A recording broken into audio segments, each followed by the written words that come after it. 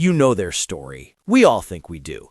It's the stuff of Hollywood legend, the bright-eyed soap star, the impossibly handsome newcomer, a whirlwind romance, a secret wedding, and 30 years of what looks like pure, unadulterated marital bliss. But what if I told you that the very foundation of this perfect love story was not bliss, but pain? A deep, hidden, and transformative pain that they have carried, silently, for decades. This isn't a story about a fairy tale. This is the story of the secret fuel that kept their fire burning long after the first spark faded. And it all begins not on a soundstage, but in the quiet, lonely corners of two hearts long before they ever found each other. To understand the strength of the fortress, you first have to understand the cracks in the original foundations. Kelly and Mark didn't arrive on the set of All My Children as blank slates. They arrived carrying ghosts. Think back. Think back to your own childhoods, the 70s and 80s. The world was different. Vulnerability wasn't celebrated. It was often hidden behind closed doors. For Kelly, the youngest of three, there was a loneliness that can come from being the baby in a busy working-class family, that feeling of being a little peripheral.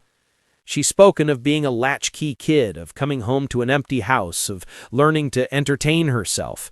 It builds resilience, yes, but it also builds a quiet ache for a connection that feels all-consuming. And then, the modeling world in New York, a world that judges you solely on your appearance. For a young woman from New Jersey, it could be brutal. It taught her to build walls, to present a perfect, smiling facade to a world that was often critical and cold. Her childhood loneliness was now being professionally reinforced. She was learning to be loved for her image, not her interior world. And Mark? His ghosts were different, but they sang the same mournful tune. Born in Spain, raised in Italy, and finally Chicago, he was perpetually the new kid, the outsider, the one with the accent, the one who had to fight, literally, for respect. His father, a man of few words, embodied a certain stoic masculine ideal. Provide, protect, but don't feel. Don't show weakness. He channeled that into sports, into boxing. A ring is a simple place. You win or you lose. You hit or get hit. There's no room for the messy, complicated language of emotion.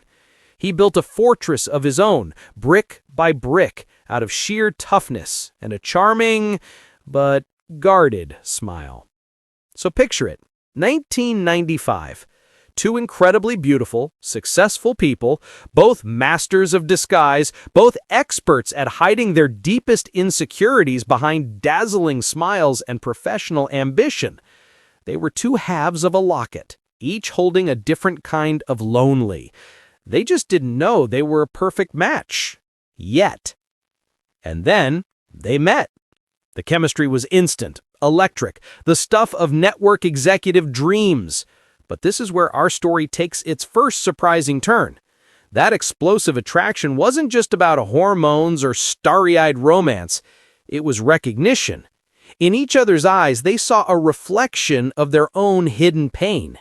He saw her loneliness. She saw his struggle to belong. It was a silent conversation between two wounded souls that said, "I see you, and I am like you." This recognition was so powerful, so overwhelming that it propelled them into a fever dream of a romance. A few months. That's all it took. They flew to Vegas and got married in secret. It was reckless, it was romantic, it was headline-making. But here is the emotional truth so many of us miss. That secret wedding wasn't just an act of passion, it was an act of profound fear.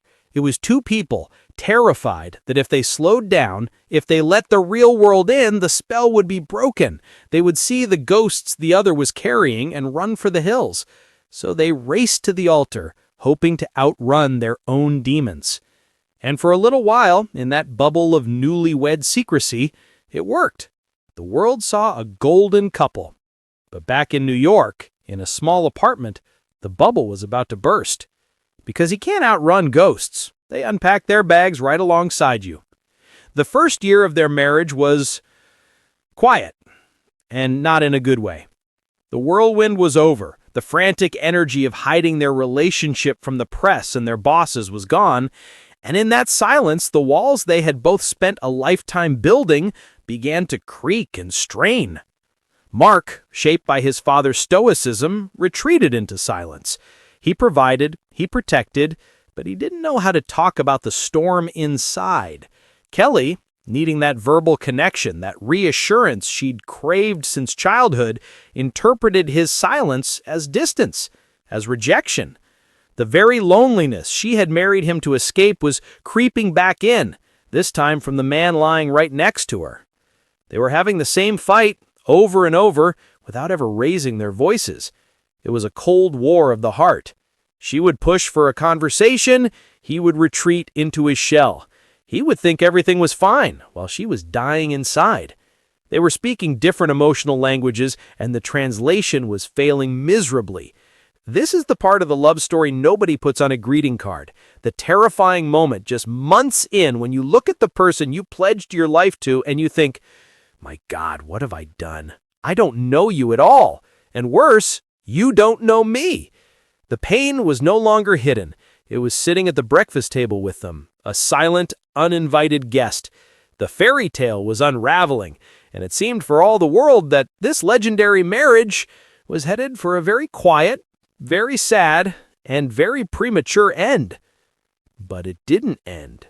Instead, they did something extraordinary, something that would redefine their entire lives. They made a choice so difficult, so against their natures, that it would require a strength they didn't know they possessed, a strength born from the very pain they were trying to escape.